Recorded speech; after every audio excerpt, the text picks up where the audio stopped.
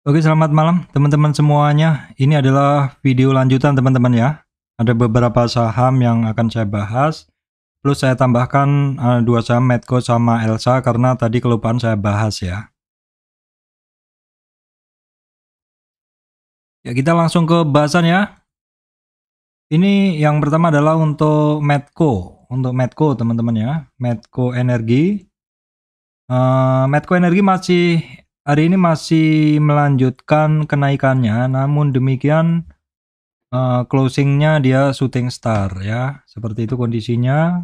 Sekilas kita lihat dulu volumenya hari ini turun ya, cenderung turun ya, karena memang dia ketemu resistan teman-teman di sekitar berapa ya, di resistan kita bisa lihat di monthly resistannya lebih jelas ya.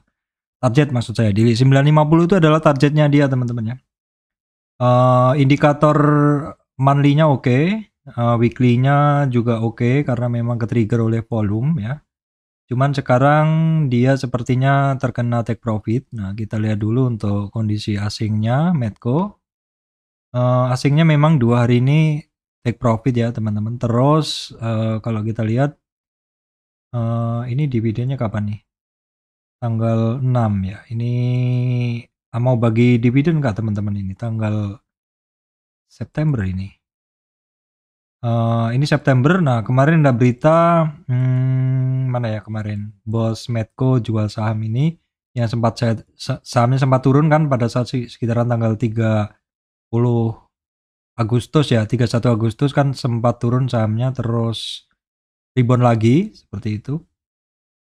Kondisi asingnya seperti ini ya. Nah, kemudian kita lihat dulu untuk ini ya, untuk porsi buyer sellernya. Kita lihat dulu untuk porsi buyer sellernya di Medco. Medco itu porsi buyer sellernya di 995 ini closingnya. Ini dominasinya dipegang oleh seller yang menjual di bid teman-teman. Jadi buyernya hanya 45%, sedangkan sellernya yang jual di bid itu di 55% atau menguasai. Orang yang hajar kanan atau membeli di over 45% saja secara overall seperti itu. Kalau kita lihat memang dalam 30 menitan ini, kita bisa melihat dalam 30 menit ini, di sini seller, sini buyer. Jadi memang hanya di 30 menit pertama menjelang closing dan menjelang closing sesi 2, sesi 1, sesi 2 pada hajar kanan. Tapi setelahnya dominasinya adalah didominasi oleh para seller yang jual di bid. Artinya ini barang terkena take profit. Kemudian Elsa teman-teman ya, Elsa itu ada resistan. Memang Elsa itu ada resistan. Saya coba lihat di 340 itu resistan ya. Hari ini sempat di 344. Volume daily oke, tapi kurang tinggi sih. Jadi trigger ke momentumnya masih belum kenceng. Momentumnya masih belum kenceng ya teman-teman. Masih belum bermain di atas 0. Kecenderungannya memang masih lemah untuk momentum dari Elsa ini. Kita bisa ngelihat dominasi momentumnya cenderung berada di bawah 0. Kemudian untuk porsi asingnya hari ini banyak jual ya. Asingnya hari ini net sell setelah beberapa hari net buy. Kemudian kita lihat porsi dari buyer sellernya dari Elsa. Nah, seperti ini adalah porsi buyer seller dari Elsa. Teman-teman bisa ngelihat bahwa 55% buyer mendominasi transaksi dengan membeli di over ya.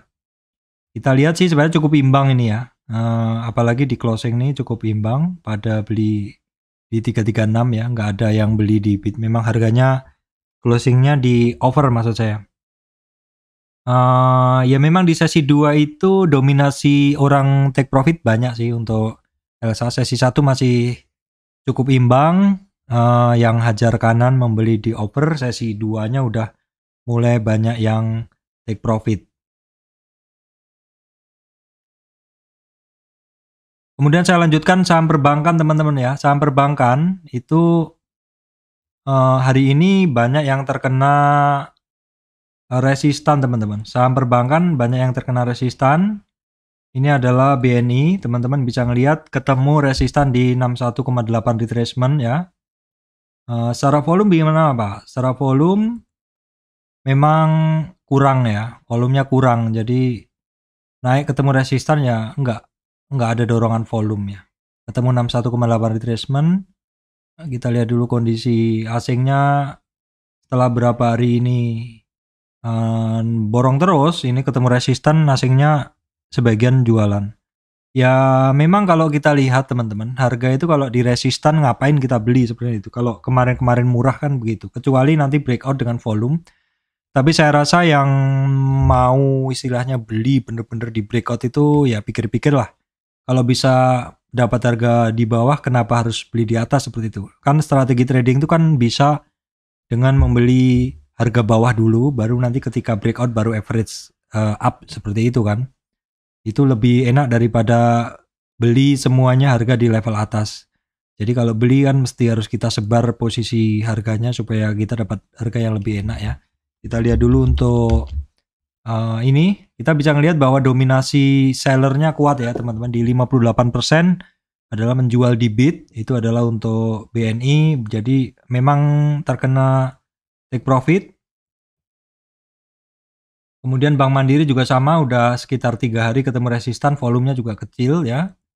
Kemudian asingnya sih masih solid ya, Bank Mandiri asingnya masih solid. Kita lihat dulu untuk kondisi ini, kondisi buyer seller dari BMRI teman-temannya. BMRI ya sama sih. Jadi sellernya pada mendominasi atau memang terkena take profit ya, memang terkena take profit. BBRI pun juga demikian. Dia kok candlenya seperti ini ya. Coba kita cek dulu apakah dia openingnya di tinggi. BBRI apakah dia opennya di tinggi, kok agak aneh bentuk candlenya. Ya, dia opennya di 4670 terus di bawah turun. Jadi terkena take profit. Harga average-nya di ya sih, dia menjelang closing banyak terkena take profit teman-teman ini. Menjelang closing banyak terkena take profit. Volumenya sih sebenarnya oh ya, ketika harga turun volumenya tinggi, jadi ya banyak yang take profit seperti itu. Kemudian kita cek dulu untuk kondisi asingnya sih masih masuk ya, masih bagus. Walaupun terkena take profit tapi asingnya masih oke. Kita lihat dulu untuk kondisinya di sini. Nah, di sini teman-teman bisa ngelihat bahwa dominasi adalah seller at bid.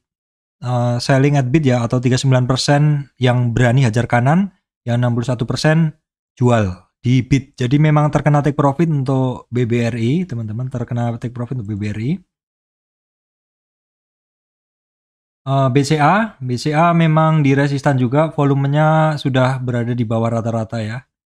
BCA ini adalah all time high 8350. Ya wajar, ini modelnya buy on weakness ya. Sementara sih di resistan, jadi dibiarin aja dulu. Pergerakannya memang lagi di resistan untuk BBCA. Asingnya masih masuk terus BBCA ya. Asingnya masih masuk terus. Kita lihat dulu untuk pergerakan harga dari sini BBCA. Ini juga sama ya. Imbang sih, imbang. Nggak imbang, tetap dominasi di seller teman-teman. Seller menjual 55% di bid. Jadi take profit, terkena take profit juga ya. Seperti itu pergerakan BBCA. Kemudian ini BBTN tuh sebenarnya tadi cukup oke loh. Volume masih kurang ya, rata-rata aja, di bawah rata-rata, indikatornya belum ke trigger. Nah, ini juga ketemu resistan juga. Hari ini naik sedikit tapi ketemu resistan juga. Di 38 retracement, sementara target di 1630 sampai 1560 ya. Itu adalah untuk BBTN. Ini asingnya juga masih banyak yang keluar ya. Kita lihat dulu untuk kondisi buyer sellernya untuk BBTN. BBTN ya jelas terkena take profit, di banyak yang jual di bid ya.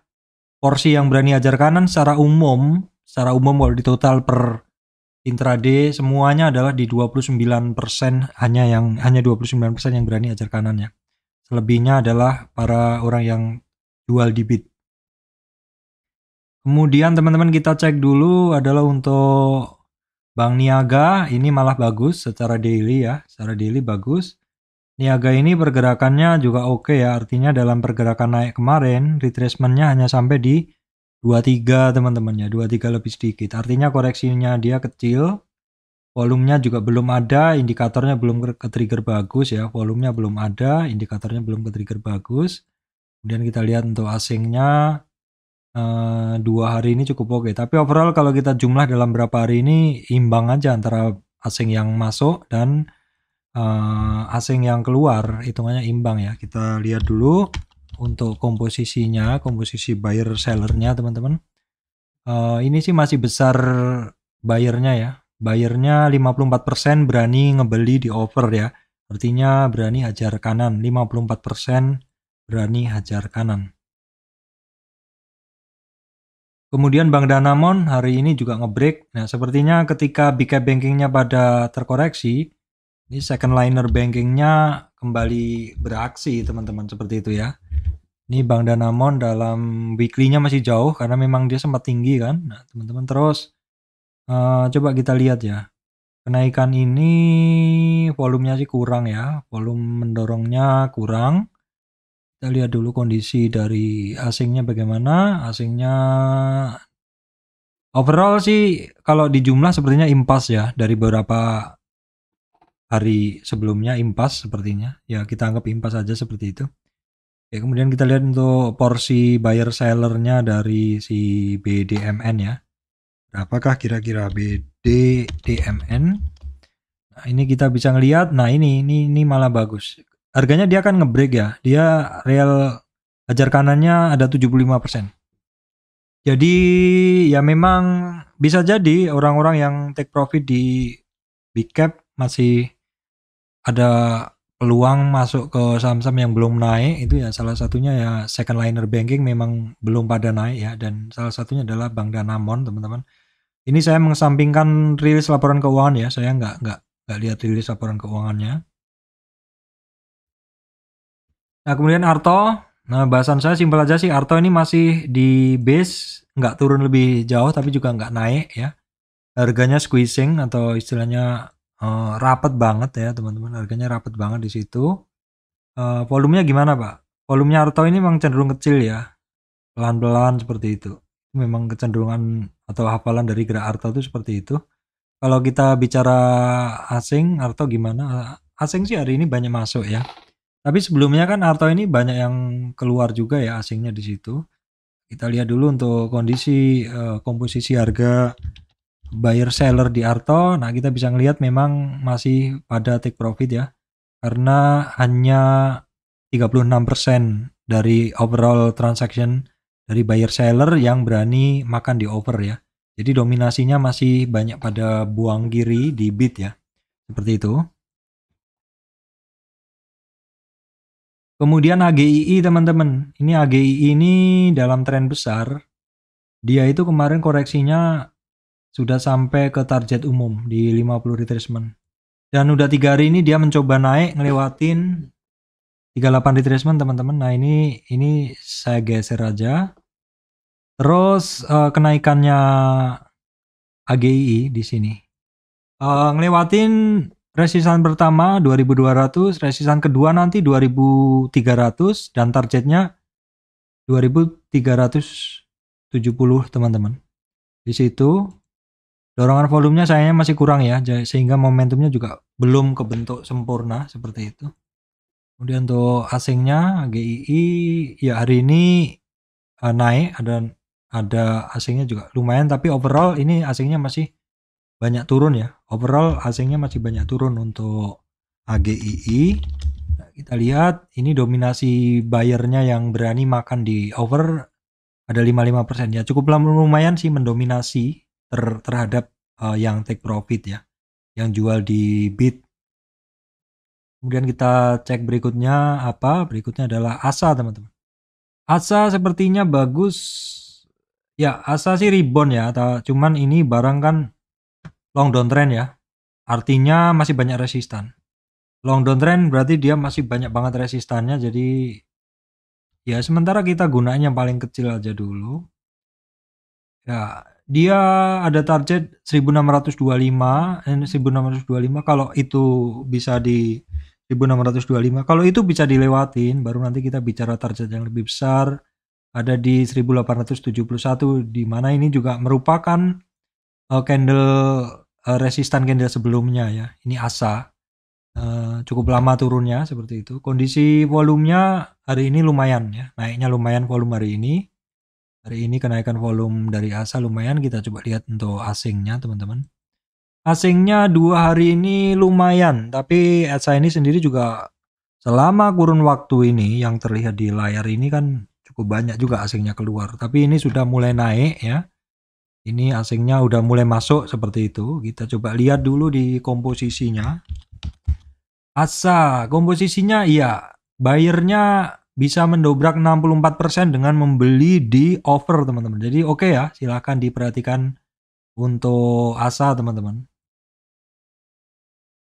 Kemudian ada LSIP dari sektor ini CPO. Walaupun CPO harganya masih murah ya, masih di bawah 4.000 ringgit teman-teman, pasar Malaysia. Ini 2 hari sih ada sinyal ya untuk LSIP. Volumenya belum. 2 hari ada sinyal untuk LSIP. Kemudian kondisi dari buyernya gimana nih LSIP.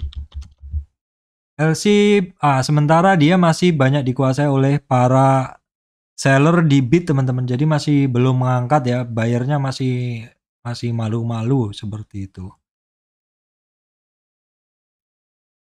Kemudian SGRO ini nggak begitu bagus sinyalnya sih karena ini juga turunnya cukup dalam tapi rebound, naiknya cukup dalam juga turun gitu. Jadi ya sementara saya bahas sekilas saja SGRO seperti itu. Coba kita intip dulu di sini. SGRO, wah ini jelek sih ini, banyak banget yang take profit. Ya ini kita skip aja kalau gitu ya. Ini banyak banget yang take profit teman-teman. Kemudian di SNG ini tadi ke detect soalnya ya.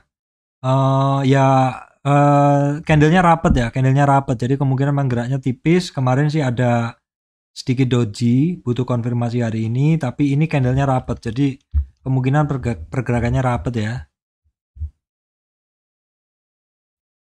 Berikutnya ESA teman-teman ya, ESA ini rentang geraknya masih sama ya. Di yang saya bahas dari kemarin-kemarin, rentang gerak ESA ini masih sama, artinya dia sebenarnya dalam tren naiknya itu ini kan saya tarik dari sini. Koreksinya kemarin tipis banget loh, sampai sini aja. Nah, sebelumnya dia itu kan ada semacam trend channel seperti itu di sini. Ini kalau saya bikin dia itu ada trend channel seperti itu ya. Ada atau flag ya seperti ini. Ini sebenarnya cukup bagus ini. Artinya koreksinya dia ngebentuknya adalah higher low. Jadi supportnya dia juga semakin tinggi karena bentuknya adalah uptrend price channel ya. Nah, volumenya gimana? Nah, volumenya sayangnya juga belum mampu mendorong kenaikan dari si SI itu teman-teman. Jadi memang itulah yang akhirnya membuat pergerakan SI-nya juga slow. Kalau kita lihat di sini, ini dominasi buyer yang beli di over sudah mulai kelihatan sih, tapi hanya 55% saja. Hanya 55% saja ya.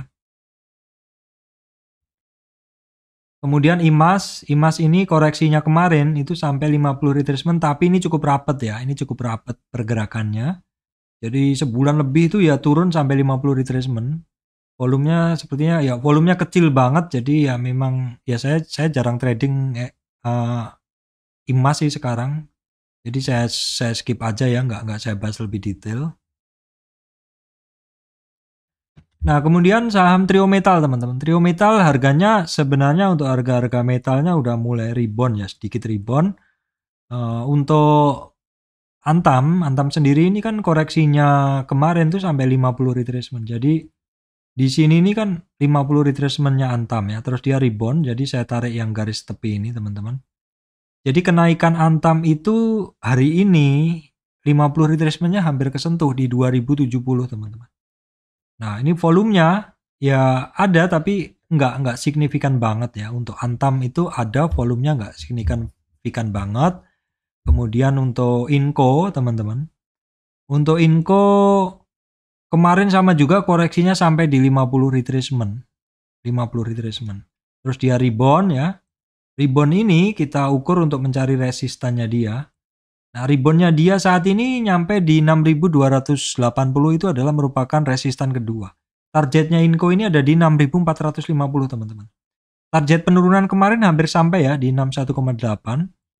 Kemudian untuk TINS ya, TINS ini secara koreksi paling kecil sebenarnya. Dalam tren naik ini teman-teman, koreksinya dia hanya sampai 38.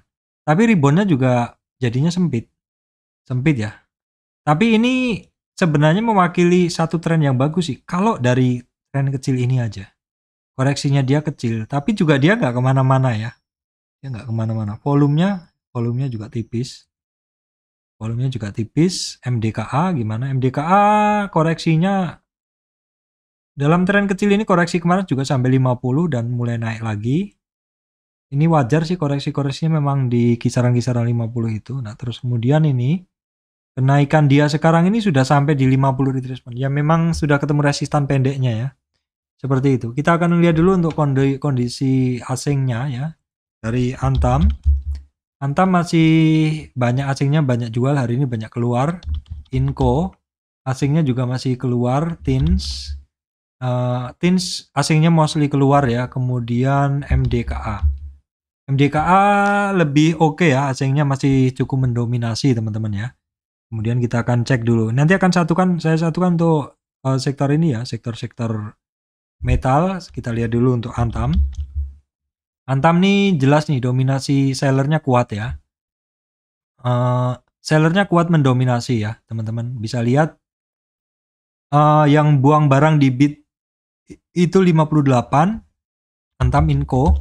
Nah, Inco ini justru dominasi buyernya yang ngebeli di over kuat ya. 60% ya. Kalau TINS gimana? Kalau TINS itu banyak yang buang di bid teman-teman. Jadi menang sellernya ya. Banyak kena take profit ya. MDKA imbang ya. Imbang 53 versus 47. Seperti itu kondisinya. Kemudian apakah masih ada saham lain? Oh, nggak ada ya teman-teman. Oke, baik teman-teman. Itu yang bisa saya sampaikan kali ini. Terima kasih untuk teman-teman yang masih setia dengan channel saya, MS Trade and Investment. Demikian dari saya, semoga memberikan manfaat untuk teman-teman semuanya.